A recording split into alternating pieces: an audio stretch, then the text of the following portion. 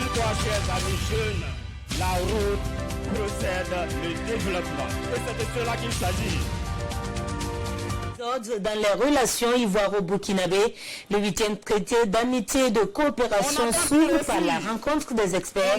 Les domaines de coopération et les accords déjà signés sont revisités en attendant le Conseil conjoint des ministres et le sommet des chefs d'État. Les détails dans un instant. Plus de sécurité et de protection pour les corridors biologiques, le parc national de Pau, la Haute-Volta Valley ou encore la forêt classée de Nazenga sont concernés.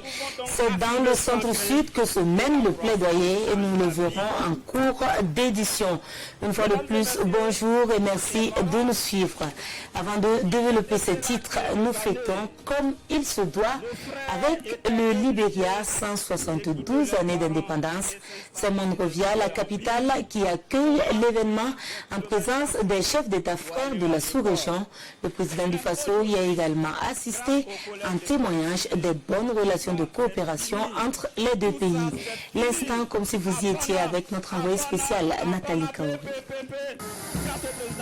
À l'aéroport international de Monrovia, le président du Faso reçoit les honneurs militaires. Roch-Marc Christian Kaboré est venu partager la joie des Libériens qui célèbrent le 172e anniversaire de l'indépendance de leur pays. Le pays dirigé par George Weah est le premier en Afrique à être officiellement reconnu par la communauté internationale en 1847.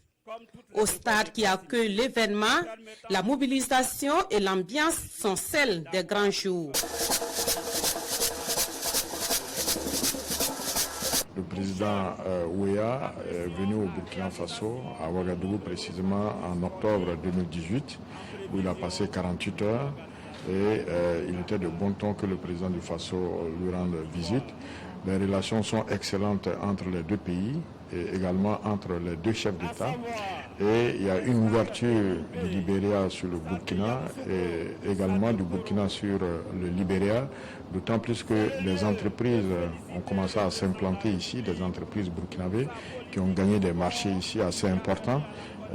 Donc ça veut dire que il y a une relation économique qui commence à s'établir et c'est important que tout cela soit cimenté donc par le politique. Au-delà de l'aspect festif, c'est un appel qui est lancé ici à l'union et à l'engagement de tous les Libériens pour la cause de leur nation. L'autre temps fort, c'est la décoration du président du Faso et des autres chefs d'État de la sous-région qui ont assisté à la cérémonie. Une distinction honorifique qui vient raffermir encore les bonnes relations d'amitié et de coopération entre le Libéria et les différents pays invités à cette célébration. Et cette autre actualité qui mobilise aussi les chefs d'État, en l'occurrence ceux du Burkina et de la Côte d'Ivoire. Il s'agit du traité d'amitié et de coopération. La 8e édition s'est ouverte ce matin par la rencontre des experts. Les projets communs seront revisités, les entraves relevées pour insuffler un nouveau dynamisme à la coopération. La session d'ouverture avec Roger Kam et Frédéric Etienne Bassenga. Experts burkinabés et ivoiriens ouvrent le 8e traité d'amitié et de coopération avec une idée précise, comment faire bouger les lignes. Sur la table des échanges, les projets et programmes communs avec un accent sur les projets emblématiques, notamment l'autoroute Yamoussoukro-Ouagadougou, la réhabilitation du chemin de fer et la coopération énergétique. Ces experts ont donc 2 jours pour examiner tous les domaines de coopération entre les deux pays. Ils doivent soumettre aux deux gouvernements des propositions concrètes. Nous sommes au 8e TAC, comme vous le savez. Donc c'est pour nous d'abord un plaisir renouvelé d'être ici au Burkina. Et comme d'habitude, nous allons discuter des questions d'intérêt entre les deux pays. Donc nous venons avec le même état d'esprit, l'esprit de coopération qui a toujours animé nos discussions, nos échanges. Et puis nous espérons pouvoir partir d'ici avec des décisions et recommandations que nous allons proposer à nos chefs d'État et qui prendront les décisions idoines. Les experts n'excluent pas d'autres nouveaux projets. Ils annoncent déjà des changements dans la forme du TAC pour les années à venir. En cette édition, 8e édition du TAC, il y aura un chamboulement, je le dirais, parce que l'approche que nous entendons adopter maintenant, c'est que nous allons partir sur la base de thématiques pour en fait avoir des résultats tangibles au lieu qu'on s'étale sur les questions pêle-mêle. Chaque année sera thématique. En fait, c'est des propositions qu'on va soumettre à nos sommités respectives et il appartiendra à la conférence des chefs d'État d'adopter. Les experts notent déjà beaucoup de motifs de satisfaction. De ces motifs, il y a la lutte contre la traite des enfants, le contrôle au niveau des frontières de plus en plus simple, une coopération en diplomatie qui a permis l'élection de candidats burkinabés et ivoiriens à l'international. L'état de mise en œuvre du Fonds minier pour le développement local, voici une préoccupation soulevée par le Centre national de presse Norbert Zongo. Et pour l'évoquer en vue d'une meilleure compréhension, une conférence a été animée ce 25 juillet à Bobo-Dioulasso. Voyons ce que Moussa Tamboura et Moussa Sanon ont retenu après la séance. Où en est-on avec la mise en œuvre du Fonds minier pour le développement local au Burkina? Cette question qui fait l'objet d'un échange ici à Bobo-Dioulasso regroupe des acteurs du secteur minier, des élus locaux des hauts bassins et des cascades, ainsi que des représentants de la société civile. Par rapport à la mise en œuvre du Fonds minier de développement local, je veux dire que c'est un processus qui a débuté avec l'adoption des tests d'application du code minier. Maintenant, le problème qui se posait aussi, c'est l'interprétation de ces textes-là, notamment le code minier qui prévoit la stabilisation du régime fiscal pour les sociétés minières. Selon certains, c'est cette incompréhension qui explique en partie les retards dans la mise en œuvre de ce fonds, un fonds pourtant très attendu par les populations. Aucune commune ne se départit des difficultés au niveau des investissements sociaux de base, comme la santé, l'eau, l'éducation. Alors, avec le fonds minier, je pense que la commune de Houndé pourrait régler le problème de santé ou d'offre de soins de santé à la base et le problème d'infrastructure en matière d'éducation.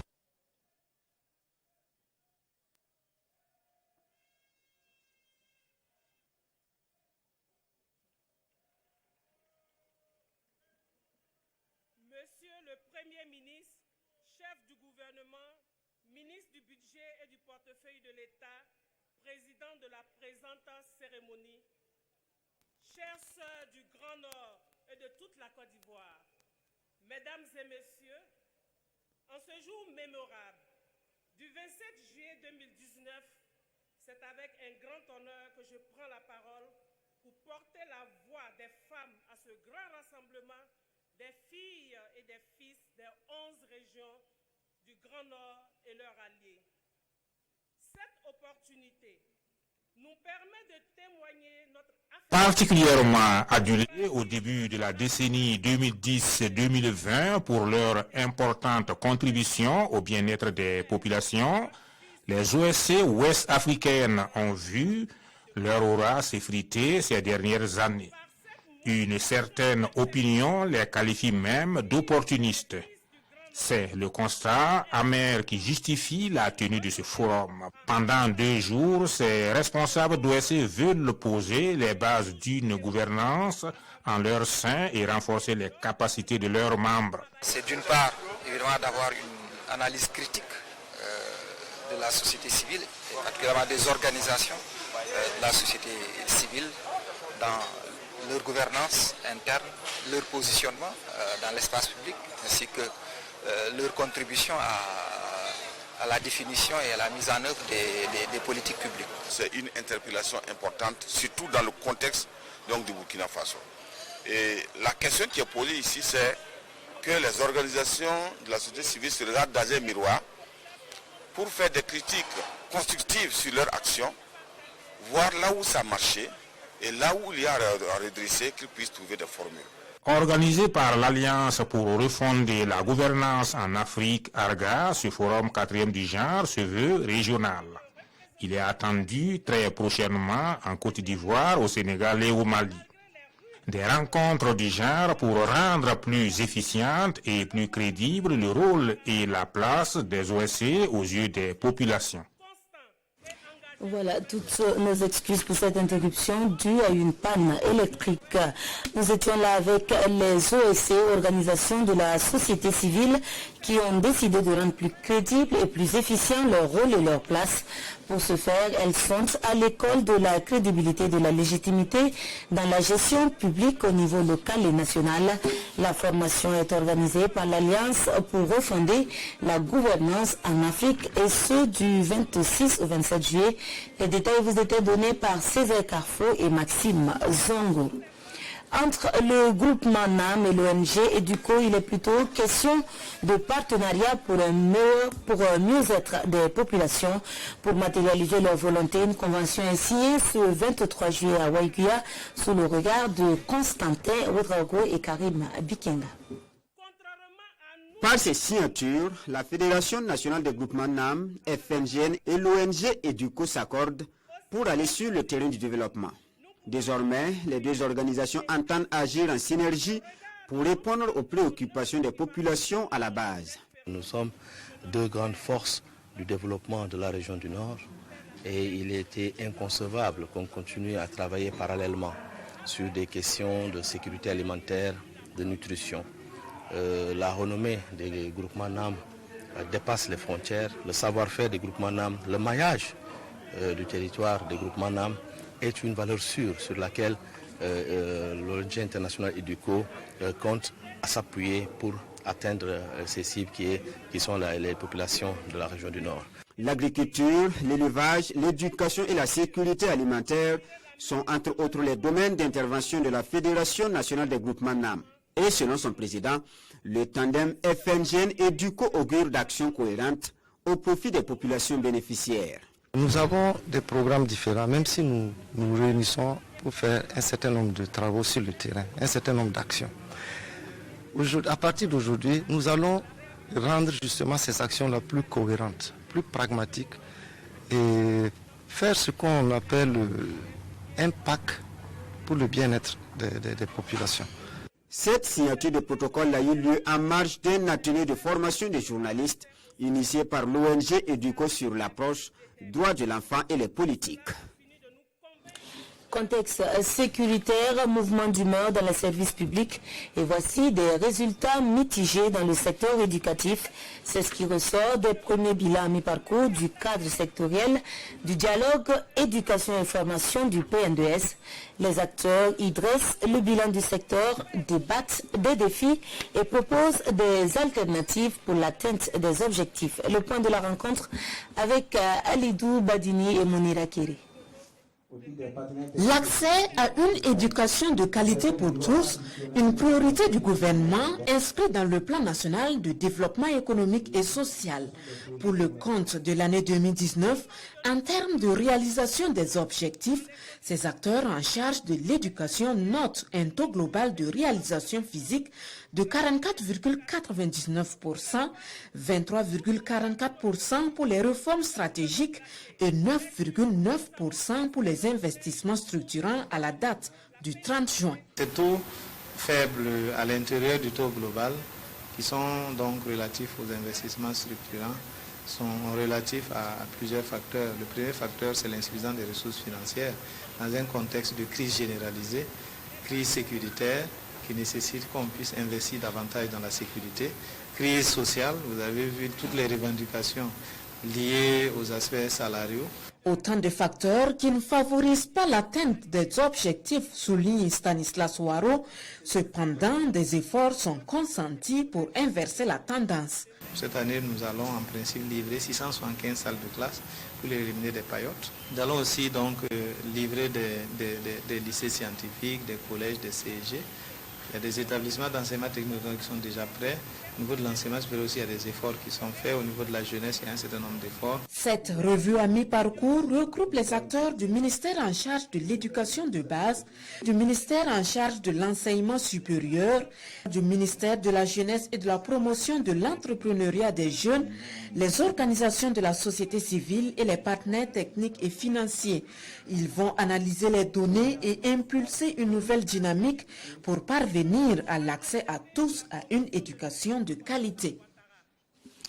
Autre titre de l'actualité avec cette caravane pour la protection et la sécurisation des corridors biologiques. Elle s'est menée du 22 au 26 juillet dans la région du centre-sud. Des communes comme Gombusgou, Zouaga, Zabré, Ziou et Po ont été parcourues. Le reportage avec Aras Manezoundi et Caroline Ouari. C'est un périple pour la protection et la sécurisation des corridors biologiques dans la région du centre-sud qui est ainsi engagé.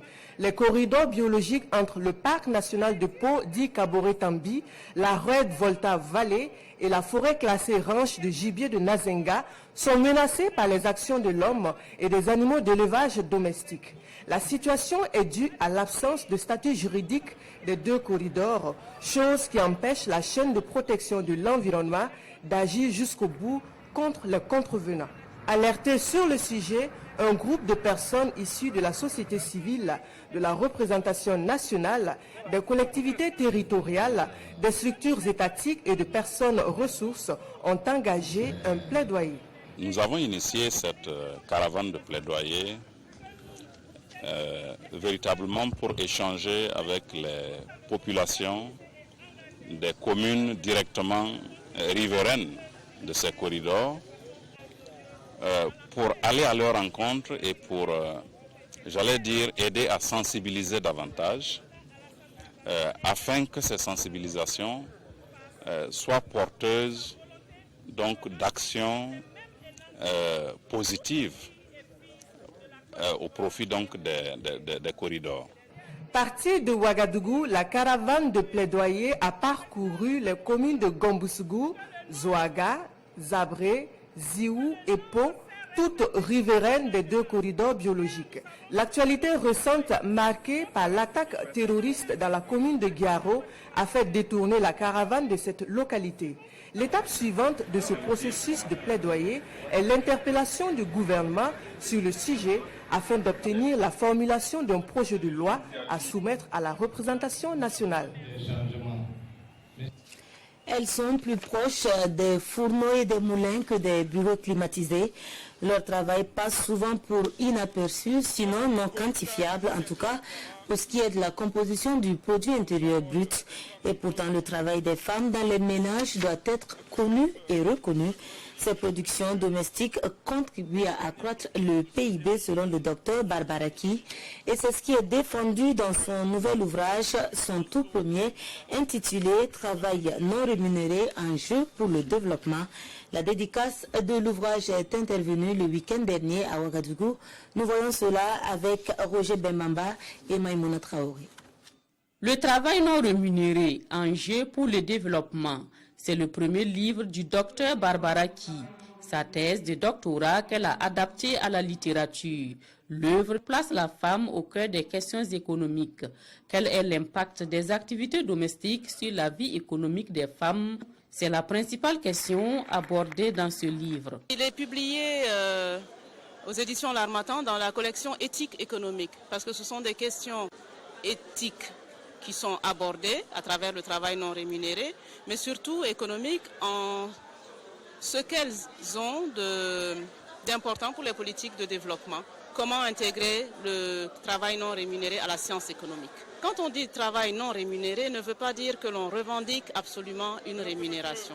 C'est une expression de comptabilité nationale prise de l'anglicisme unpaid work. Mais ce qui est important pour le travail non rémunéré, c'est de le reconnaître et de le valoriser et de l'intégrer dans l'élaboration des politiques publiques de manière à ce que les femmes non seulement passent moins de temps à ces activités peu productives, mais que notre comptabilité nationale arrive à capter ces productions qui sont des productions économiques et qui comptent pour certaines dans le PIB. Barbara qui a fait le constat, les travaux domestiques empêchent les femmes de mener des activités rémunératrices. Pour elle, c'est l'une des principales causes de la pauvreté chez les femmes. Un aspect qui, selon elle, doit être pris en compte car il impacte aussi négativement sur le produit intérieur brut. Et c'est ce qui referme l'édition de cet après-midi. Merci de nous avoir suivis et à demain, Dieu voulant.